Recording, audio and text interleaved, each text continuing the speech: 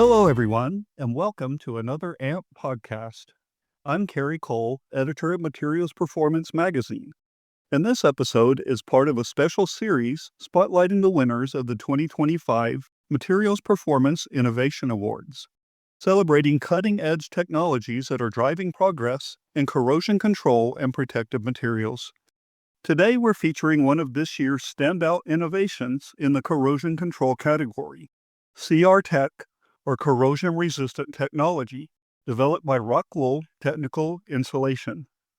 CR Tech is a next-generation insulation solution designed to actively combat corrosion under insulation, or CUI, using a built-in corrosion inhibitor and advanced water repellency. Joining us is Osama Hamza, Innovation Director for ROCKWOOL, to talk about the science behind CR Tech, what this award means for their team, and how the technology is already making a difference in the field. Osama, thank you for joining us. Thanks, Gary. Pleasure. So, for starters, will you tell us a little bit about ROCKWOOL? Yeah, so ROCKWOOL is a Danish company, established almost 90 years ago, and specialized in producing what we call stone wool. I know most people use the term mineral wool, which covers both fiberglass and stone wool, but ROCKWOOL is actually very much specialized in stone wool and have always been. And it's a global company, as mentioned, based in Denmark with a headquarters in just outside Copenhagen in Denmark. But we have production facilities all over the world.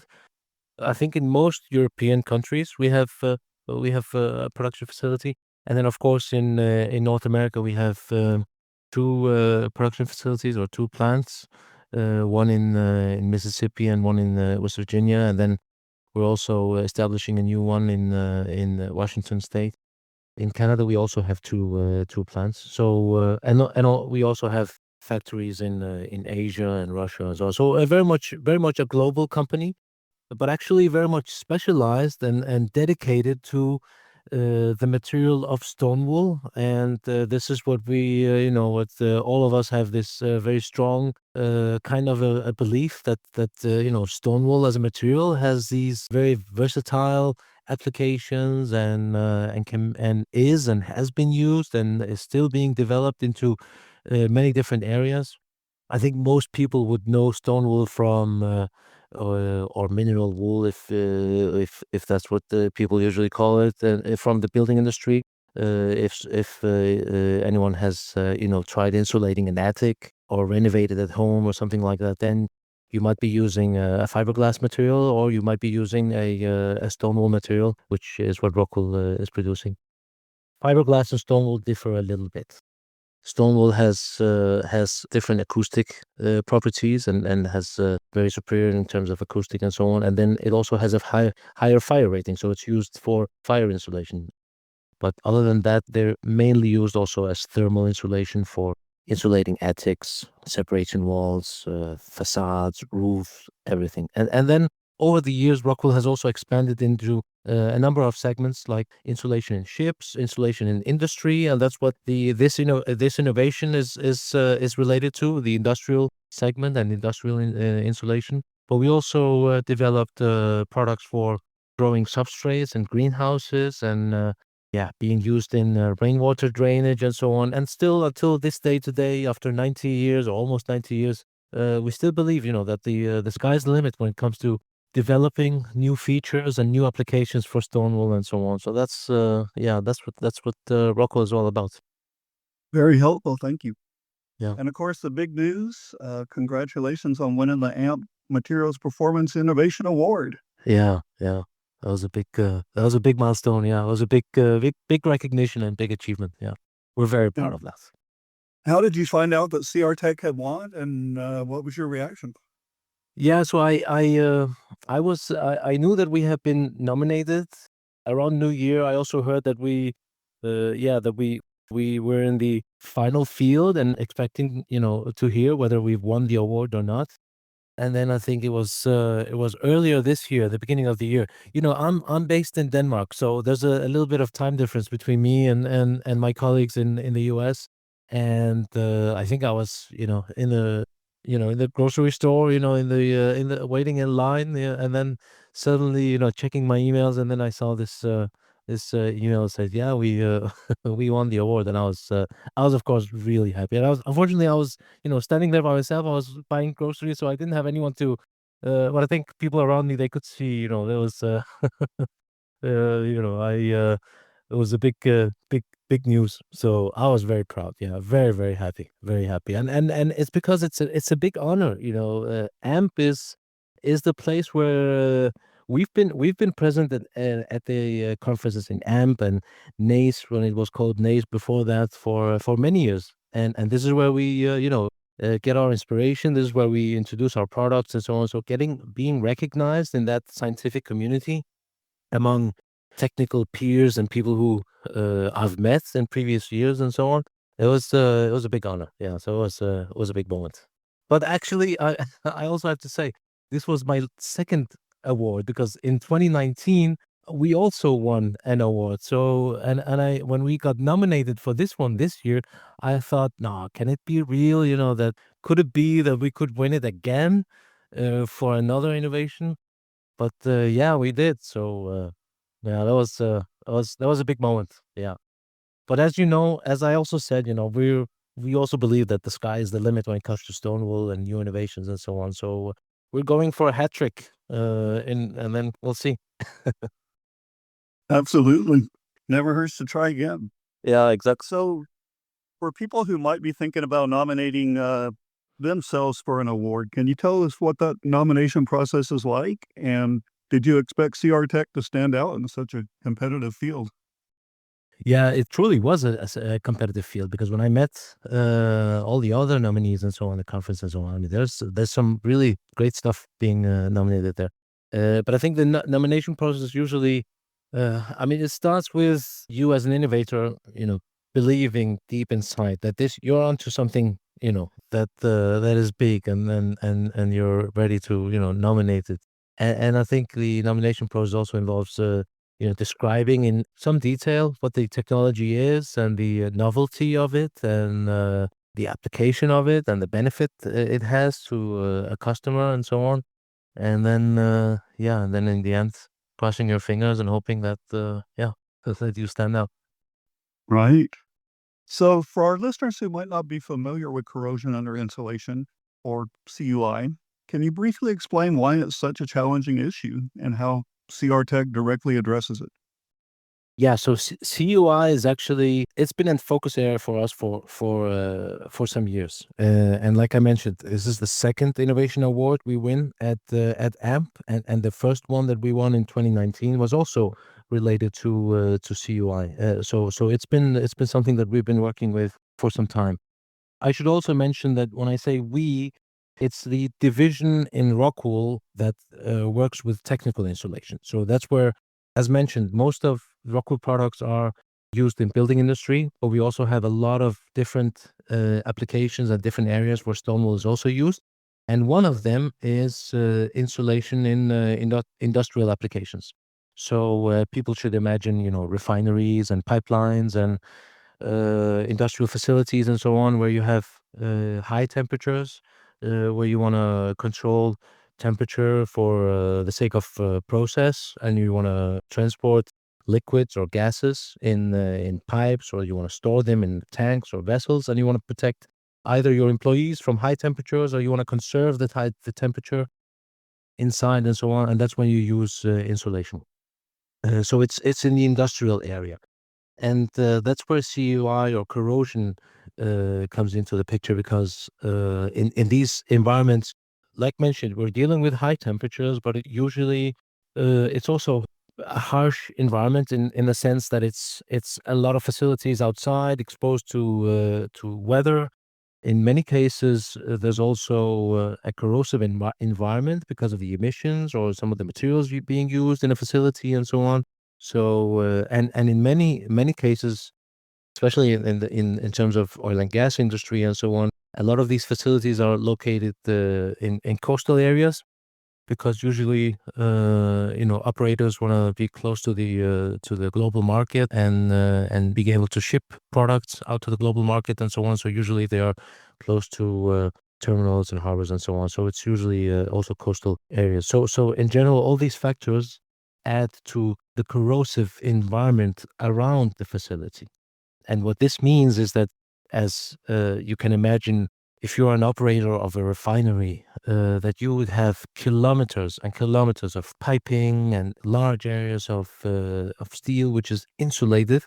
And the problem with that is that when you have a corrosive environment like that, is that you always have, and you're also exposed to weather, you always have the risk of water, rainwater, condensation, or water coming in into the insulation system.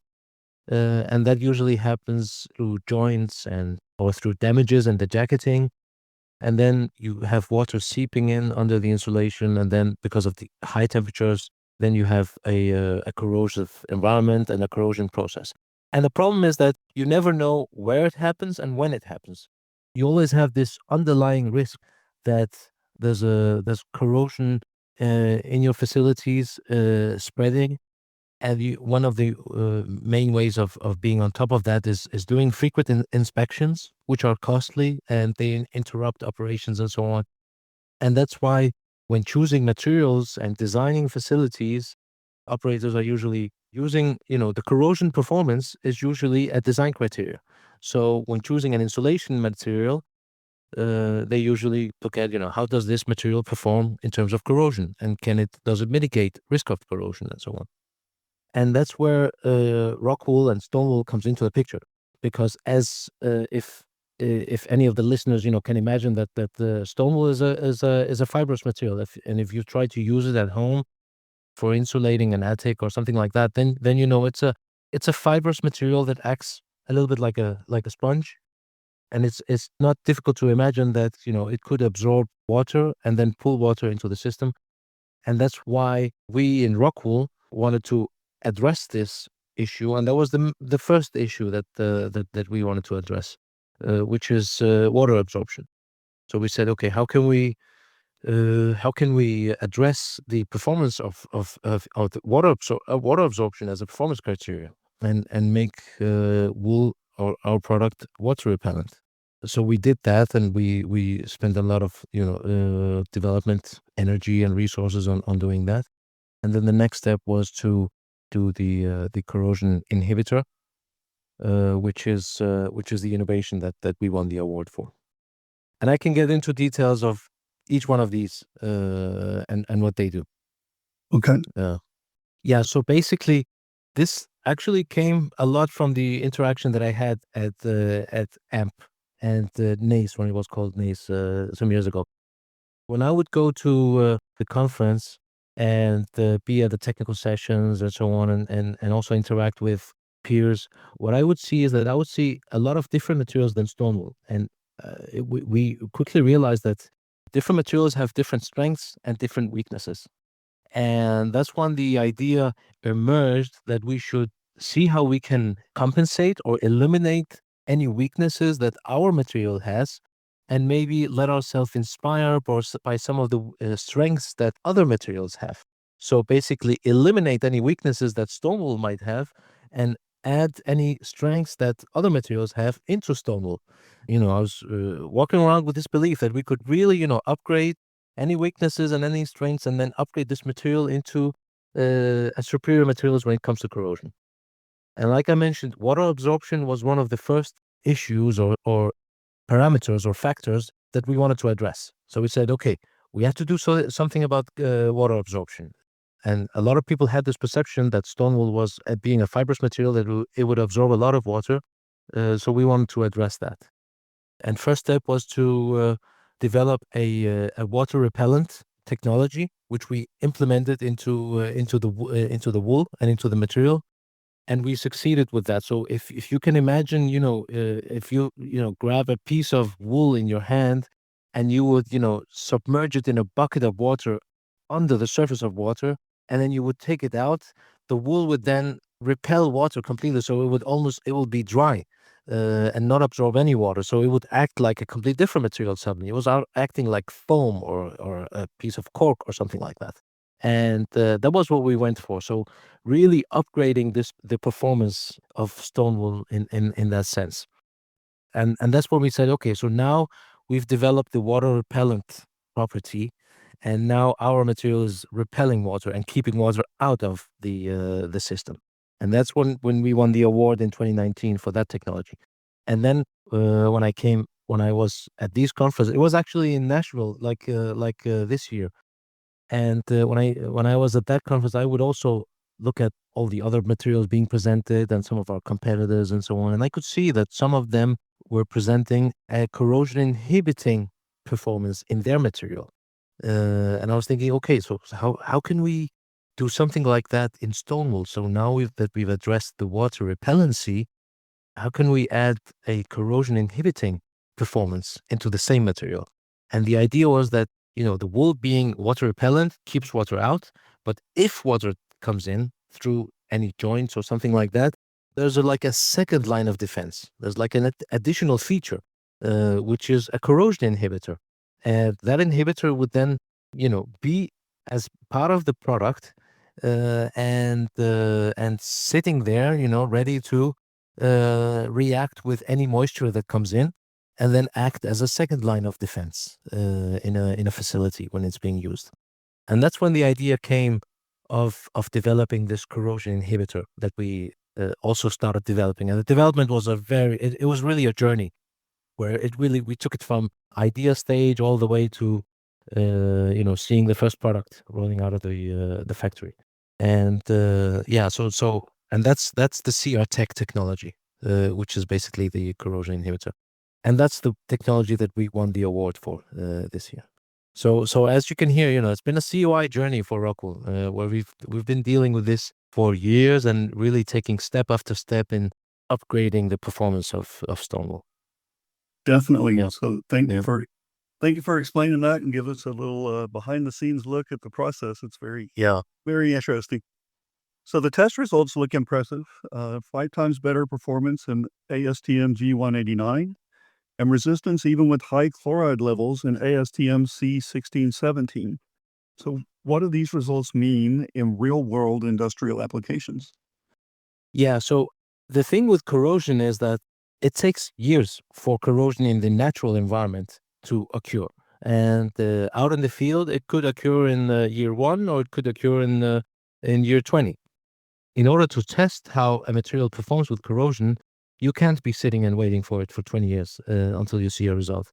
So what the industry has developed is a test method for an accelerated corrosion test. So they call it an accelerated corrosion test, which is a test method that basically simulates the environment over many years, but compresses it into a manageable period of maybe a few weeks.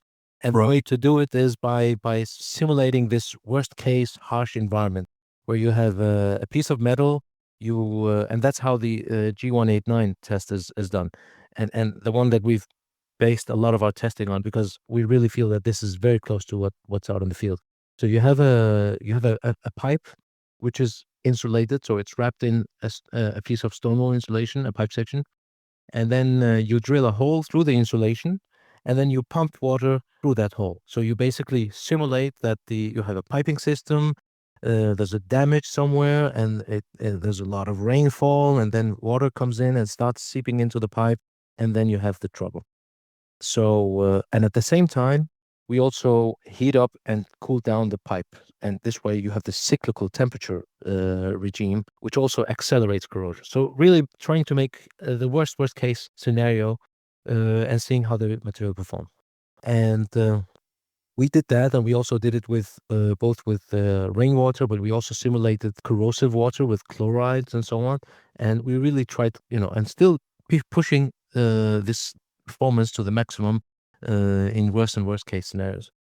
And to this day today, I'm still being impressed by some of the results that we see from it in terms of longevity, in terms of the duration, durability, and so on. So yeah, I mean, the initial results were really looking good, but we're still getting very nice results from this. Also, when we compare with some of the other materials out in the field, out in the market, which usually are also performing very well, then this is really, it's really on par with some of the best materials out there. Yeah, it's really nice to see, because we really, took this development from the beginning, from scratch, from an idea, and then seeing it perform like this was it's a pleasure, to work with. Yes, must be very rewarding. Yeah, it Thank you is. for that. So, which industries or environments stand to benefit the most from this technology? And have you seen interest from any particular sectors? Yeah, our main segment or our main industry that we're targeting is, in a broad sense, is all industrial applications. Wherever you have high temperatures involved, and especially outdoor installations, piping and piping systems and pipelines and so on. That's where you also have CUI, risk of CUI, which is corrosion under insulation. And at the same time, a more targeted segment would be oil and gas segment, and that's where we also, so far, I've seen the best and most of the interest from some of the big players in the industry, and we also have the new product in testing in the field in a few areas, also different geographical areas and so on, and different conditions with some of the big oil and gas players, because we wanted to, other than the accelerated corrosion testing that I just explained, we also want to develop some field testing. And that's where the testing that takes many years. But then if you want to have it, you'll have to start early. So we have it installed in a number of places in the industrial oil and gas facilities. And yeah, waiting to monitor it over the coming years and try to generate some field results. But I think also after launching it, and that's a little bit the challenge with launching a new product, that when you launch a new product, a lot of customers want to see 20-year data, right? And you don't have that because the product is new. So that's a little bit challenging. So we've had to simulate durability testing in a way in the lab. But I think over the years, we'll start getting more and more field results from operators who've been using this for years and years. And yeah, I expect that from ROCKWOOL will be very actively seeking to compile these results and then sharing them with the industry as time goes by. So, as you learn, what do you see as far as CR Tech evolving over the next few years? Are there additional enhancements you're looking at? Yeah, we are actually looking at a few different product types where this could be relevant. We introduced it on pipe sections because that's where usually the highest occurrence of incidents, CUI incidents, is usually on pipes and piping systems. But we're also looking at introducing it to other product types. And at the same time, we're also looking at the next innovation and the next line of defense for a customer against CUI. All the time looking at how can the insulation product support and contribute to reducing the risk of corrosion. We addressed the water repellency with the first innovation. We addressed the corrosion inhibitor performance with the second innovation, and we're looking at the next one and the next one. So yeah, like I said, we're going for a hat trick when it comes to innovation awards, but also, I mean, in general, also looking to push the technology and keep pushing stone wool and the performance of stone wool, and keep pushing the boundaries of what stone wool can do. And we still believe that the sky is the limit, and we've just started on this development journey. So, lastly, what advice would you give to other engineers or material scientists who are pursuing their own innovations in corrosion control? Yeah, I mean, a good place is to come to AMP. That's where you meet. That's what I have done personally, because that's where you meet a high concentration of basically all the experts in the field, and it's very impressive. You meet people from all over the world, from the States, from South America, from Europe, Asia, and it's the leading experts. It's people with hands-on experience from the field. It's operators, it's scientists, and so on. So, and I'm not just saying that because I'm on the AMP podcast, but this is really where I got a lot of the inspiration and actually also a lot of the knowledge and a lot of the learnings about how CUI works from AMP. And then another thing is, yeah, really, really understand the material that you're working with, and see how you can make these two things meet, the material that you're selling and the CUI performance, and see how you can close gaps and upgrade performances and so on. So, this wraps up this episode of our AMP podcast. A big thank you to Osama Hamza for joining us and sharing insights into the development of CR Tech. And congratulations again to ROCKWOOL. Thanks. If you'd like to learn more about this year's award winners, be sure to visit materialsperformance.com, and don't forget to subscribe so you never miss an episode. Thank you for listening. Again, this has been Kerry Cole, editor of Materials Performance. Please join us next time for our next AMP podcast. This September 8th through the 10th, all roads lead to Odessa, Texas for the AMPP Central Conference, where the future of corrosion and coatings comes to life. From AI-driven pipeline integrity and advanced cathodic protection monitoring to cutting-edge AC interference strategies, this is where innovation meets infrastructure. Dive into groundbreaking technical sessions tailored to the challenges of the Central U.S. and the Permian Basin. Advanced registration is now open. Secure your spot today and save. Register now at ampp.org/central-conference.